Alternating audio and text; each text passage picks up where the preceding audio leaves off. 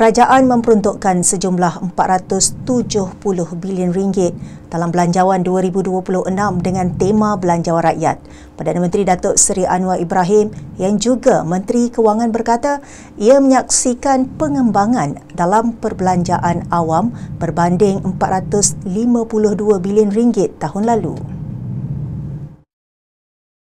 Perdana Menteri berkata belanjawan madani keempat itu memilih jalan kebangkitan dan pembaharuan nasional yang menyeluruh.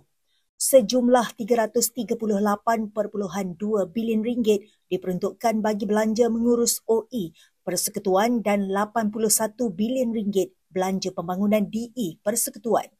Manakala RM30 bilion bagi pelaburan syarikat pelaburan awam berkaitan kerajaan GLIC.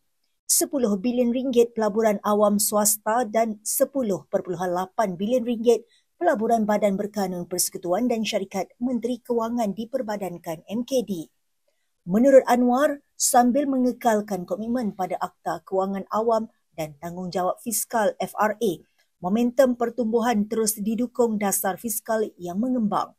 Bagi tahun 2026, ekonomi diunjur berkembang antara 4.0 hingga 4.5% susulan ketidaktentuan ekonomi dunia dan sengketa geopolitik geoekonomi yang berterusan. Tambah Anwar, kerajaan tekad menurunkan defisit fiskal daripada 3.8% pada 2025 kepada 3.5% tahun hadapan. Belanjawan 2026 menetapkan 9 tekad utama berpaksikan 3 tonggak ekonomi madani.